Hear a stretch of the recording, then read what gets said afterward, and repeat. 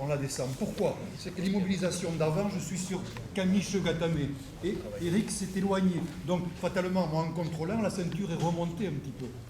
Quand je vais passer à Yoko Shogatame, la ceinture étant remontée un petit peu, il y a ce petit geste où je descends la ceinture avant d'aller placer main droite. Tout a une signification.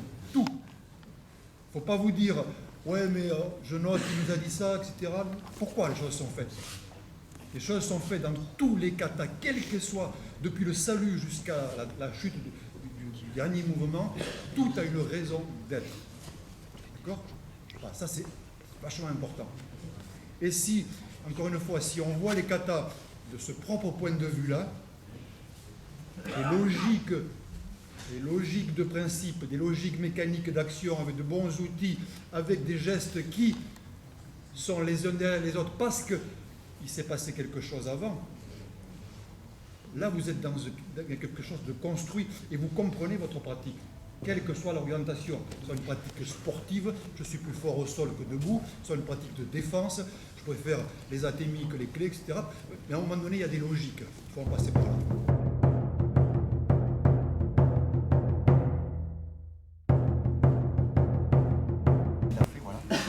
De me tirer pour qu'on engage le combat au sol. Je ne laisse pas faire cette action dès que le bras arrive, cette position comme si je voulais me protéger du soleil, mais en bas je viens récupérer le poignet.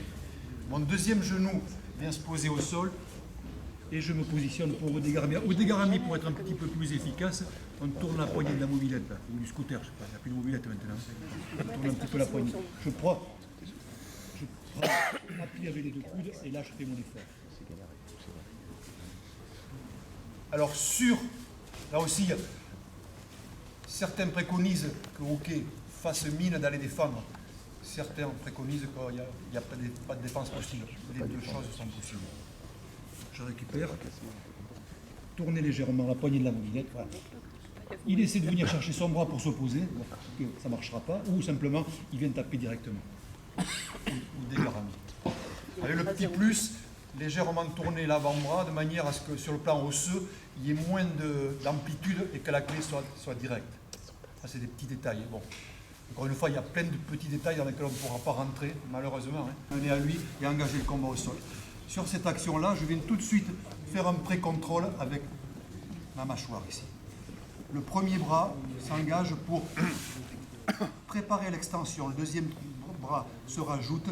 Je vais légèrement ouvrir ici pour garder l'espace qui me permettra de faire la clé. Si je suis collé à lui, jamais il n'y aura de clé. Je vais tout simplement faire mon effort en tournant légèrement. Ça permet d'ouvrir un petit peu mon buste et pouvoir faire la clé. Alors, on préconisait des défenses, essayer d'enlever le point d'appui en repoussant le bras ou en le tirant. Encore une fois, même si je ne m'appuie pas sur la parole d'évangile sur le Kodokan, mais il ne nous en parle jamais, quasiment jamais. Donc, voilà la position. Alors, mon genou n'est pas sous l'aisselle. Mon genou contrôle ici le cylindre que représente Eric qui veut tourner. Donc, je vais bloquer ce cylindre qui veut tourner. Simplement là. Je positionne mon premier bras, sachant que j'ai toujours le contrôle ici, le deuxième bras, et j'exerce une action en brosse, en ouvrant légèrement, ça garde un petit peu l'ouverture ici, pour Udegatame. Garami, Gatame. Garami, Gatame. Il nous en restera deux. On devrait être dans le temps.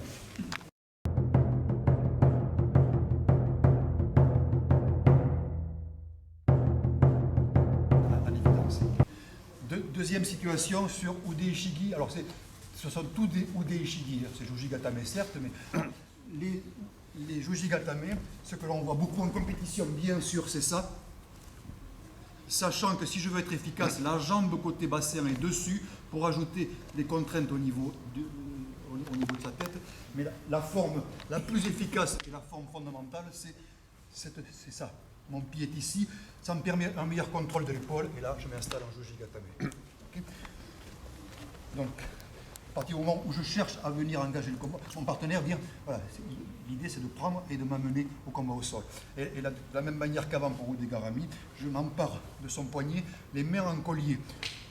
Je mets en tension et je place tout de suite ma jambe en verrouillage ici, en contrôle sous l'aisselle. Là, je remonte légèrement, en léger déséquilibre avant pour engager ma deuxième jambe Et alors, pour être efficace sur Juji Gatame, posturalement, les deux pieds tournés l'un vers l'autre, ça resserre mes genoux. Les deux pieds tournés à l'extérieur, ça écarte mes genoux. D'accord? Alors vous allez me dire aussi, c'est 2% d'efficacité en plus. Mais quand vous avez quelqu'un en face qui est fort, il faut tout mettre. Donc, on tourne les deux pieds l'un vers l'autre. Et il faut que sa ceinture scapulaire au niveau de l'épaule droite soit complètement verrouillée. Les mains sont en collier, serrées ici. Et je m'assois, fesse-talon. Je vais peut-être avoir un peu de mal à le faire à cause de mes genoux. Voilà. Normalement, fesse-talon, je devrais être un petit peu plus près. Mes deux genoux sont très serrés, je verrouille le bras au niveau du coude. Donc l'idée, bien sûr, pour faire la clé, c'est amener son bras vers ma poitrine tout en montant le bassin. Avec tentative de défense. Voilà. Il essaie simplement de s'enrouler pour... Mais comme la clé est engagée, la tentative est sec.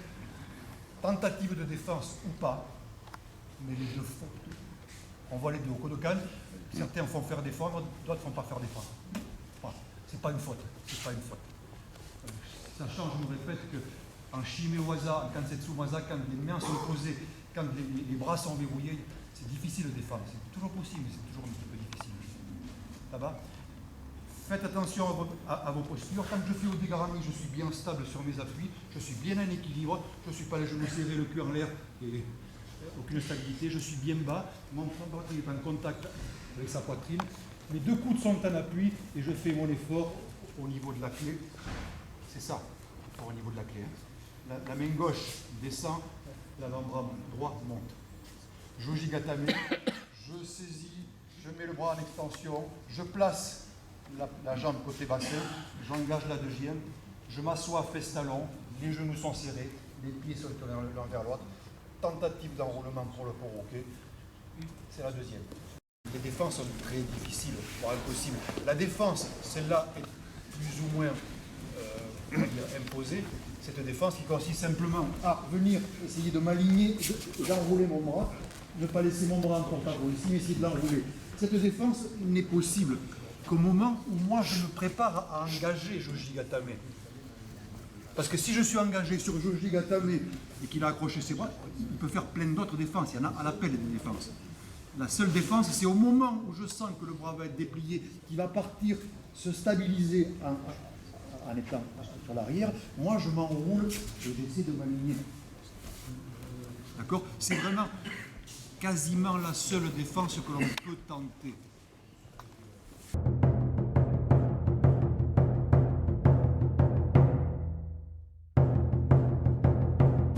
Pour Isa Gatame et Ashigarami, vous faites avance de 2 pas, pas de calage. Dès que nous aurons terminé Ashigarami, Ashi, jambe, Garami en torsion, Tori recule de 2 pas, Uke juste derrière recule d'un pas, on se relève, etc. etc. Ça c'est pour le... Alors, Isa Gatame, Gatame le bras en extension. Isa parce que genou, Isa. Ma priorité c'est d'envelopper et de venir enfermer son coude dans mon bras ici. Okay. Ensuite, je me laisse partir en déséquilibre. Je ne vais pas chasser son appui. Je vais simplement prendre appui en dessous de sa hanche. Mon partenaire ne va pas s'écrouler complètement. On est en situation de randori. Il tombe dans une position stable en appui sur les coudes. Et là, il ne me reste plus qu'à venir placer mon pied sur son bassin. Et mon genou se trouve au niveau de son coude et de mon avant-bras.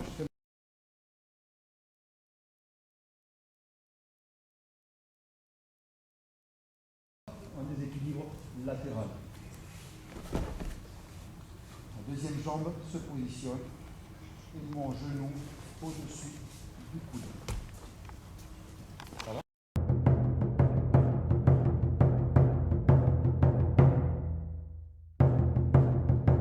Ça va tomber la gueule, je ne vais pas simplement mettre la jambe et s'asseoir, c'est de partir un petit peu en déséquilibre et me placer entre moi et la gueule. Je me retrouve ici. Voilà. Et la défense va être importante. C'est-à-dire que, vous avez vu sa position, il ne veut pas venir ici, il va au centre, à l'opposé, et ça me ramène un petit peu là.